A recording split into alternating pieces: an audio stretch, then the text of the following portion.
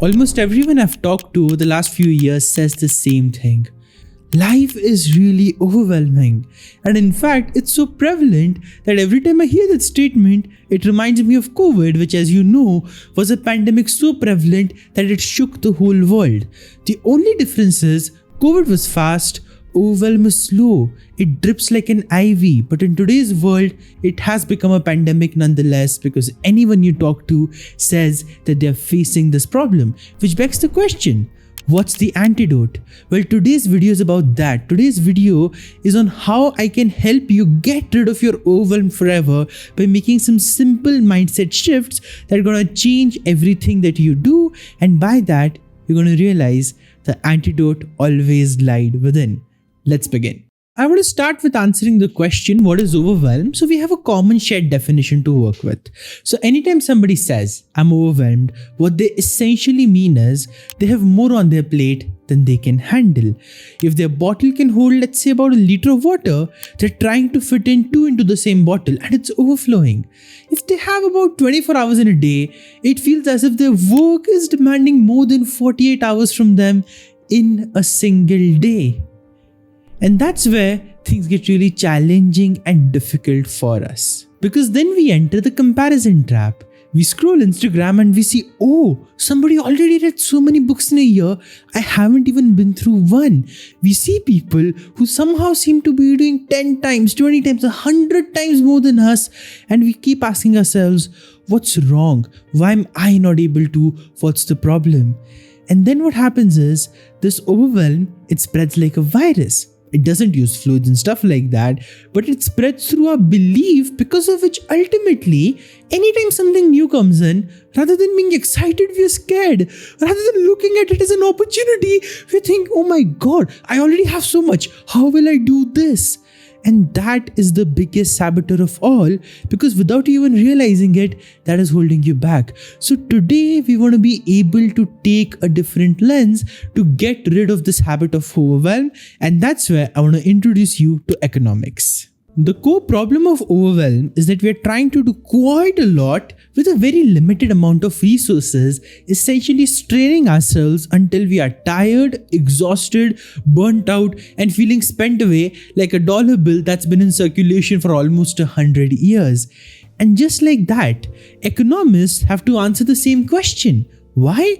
Because human beings' demands are very high, they are unlimited, but our resources, they are very, very limited.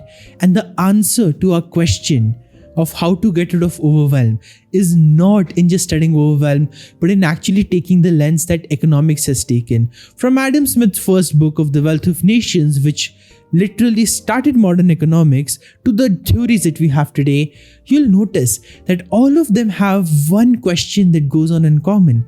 And that question is, how can we use our resources more effectively to meet all our demands?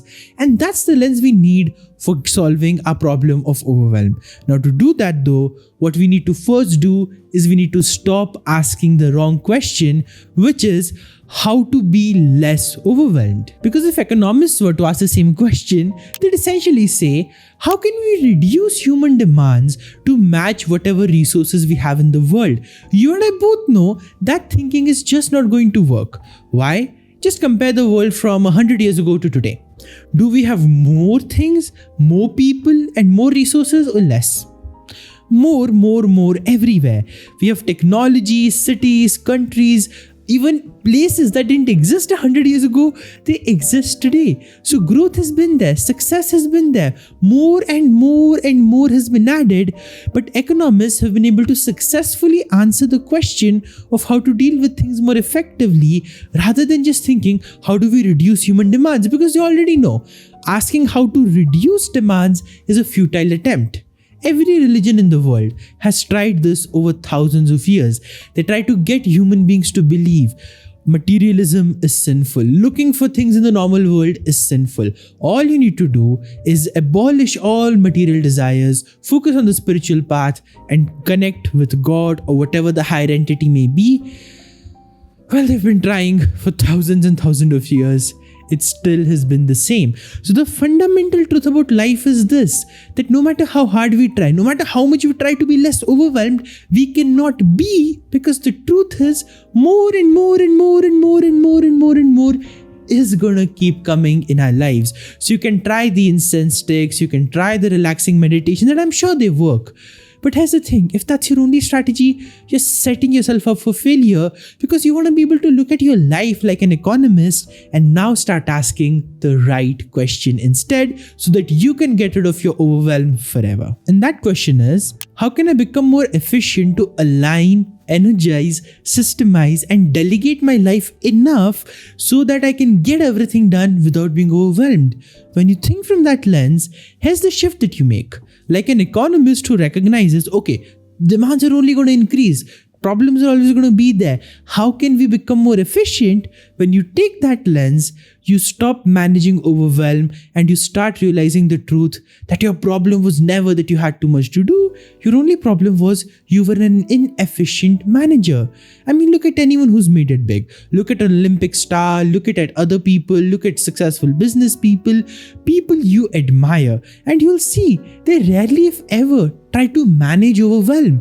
What they do manage though is their time. What they do manage is their efficiency. What they do manage is how aligned they are and how they're showing up for the work that matters to them. So here's my question to you.